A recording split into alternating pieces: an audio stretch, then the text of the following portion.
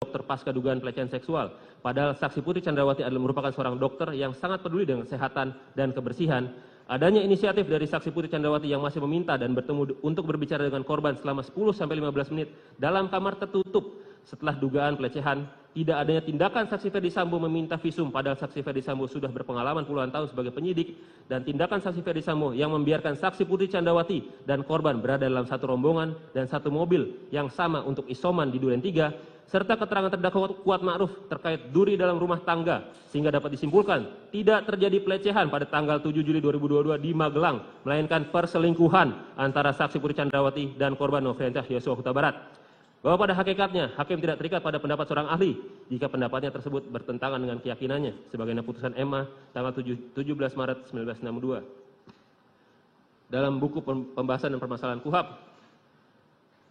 yang mengatakan dalam keadaan tertentu keterangan beberapa ahli dapat dinilai sebagai dua atau beberapa alat bukti yang dapat memenuhi prinsip minimum pembuktian yang ditentukan pasal 183 KUHAP. Alasan yang memperkuat alasan tersebut adalah apabila keterangan para ahli tersebut diberikan dalam bidang keilmuan berbeda dan apa yang diterangkan oleh para ahli tersebut bukan mengenai satu hal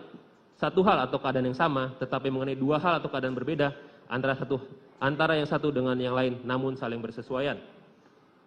Kemudian apabila dihubungkan dengan keterangan ahli mengenai adanya kekerasan seksual yang dialami oleh saksi Putri Chandrawati bertentangan dengan keterangan ahli lain maupun keterangan saksi, sehingga keterangan ahli mengenai kekerasan seksual yang dialami oleh saksi Putri Chandrawati tidaklah dapat diterima sebagai alat bukti yang sah sebagaimana diatur pasal 188 KUHAP.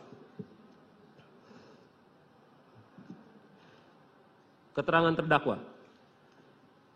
Bahwa kami menanggapi keterangan terdakwa Kuat Ma'ruf dalam persidangan yang pada pokoknya terdakwa Kuat Ma'ruf tidak mengakui ikut dalam perencanaan dengan saksi Ferdi Sambo, saksi Putri Chandrawati, saksi Ricky Rizal Bowo, dan saksi Richard Eliezer Pudiang Lumiu untuk merampas nyawa korban Nofriansyah Yosua Huta Barat, serta keterangan dari terdakwa Kuat Ma'ruf yang mengatakan bahwa baru mengetahui skenario perampasan nyawa korban Nofriansyah Yosua Huta Barat setelah berada di Provos pada hari Jumat tanggal 8 Juli 2022. Sehubungan dengan keterangan terdakwa Kuat Ma'ruf, kami membantah keterangan tersebut karena berdasarkan keterangan saksi Rifaizal Samuel dan saksi Sulap Abu dari Polres Metro Jakarta Selatan yang telah melakukan interview kepada terdakwa Kuat Ma'ruf di Duren 3 bahwa telah terjadi tembak-menembak antara saksi Richard Eliezer Pudiang Lumiu dan korban Nofriansyah Yosua Huta Barat, di mana saat itu terdakwa Kuat Ma'ruf sedang menutup balkon lantai 2 yang kemudian terdakwa Kuat Ma'ruf mendengar adanya suara tembakan kemudian tiarap. Keterangan saksi Rifaizal Samuel dan saksi Sulap Abu tersebut juga sesuai dengan keterangan saksi Beni Ali dan saksi Susanto Haris dari Provos, yang mana mereka berasal dari dua instansi yang berbeda serta tidak berkomunikasi sebelumnya, sehingga tidak mungkin terdakwa Kuat Ma'ruf tidak mengetahui dan tidak terlibat dalam perampasan nyawa korban Nofriansyah Yosua Huta Barat. Keterangan para saksi yang membantah keterangan terdakwa Kuat Ma'ruf tersebut juga berkesesuaian dengan keterangan yang diberikan oleh ahli Aji Febrianto Arosyid bahwa terdakwa Kuat Ma'ruf terindikasi berbohong saat terdakwa Kuat Ma'ruf menjawab bahwa terdakwa Kuat Ma'ruf tidak melihat saksi Ferdi Sambo menembak korban Nofriansyah Yosua Huta Barat. Sehingga berdasarkan keterangan saksi Rifaizal Samuel, saksi Sulap Abu, saksi Susanto Haris, dan saksi Beni Ali yang dikuatkan dengan keterangan saksi ahli poligraf yakni Aji Febrianto Arosyid, dapat dinilai bahwa terdakwa Kuat Ma'ruf terlibat dalam perencanaan merampas nyawa korban Nofriansyah Yosua Huta Barat.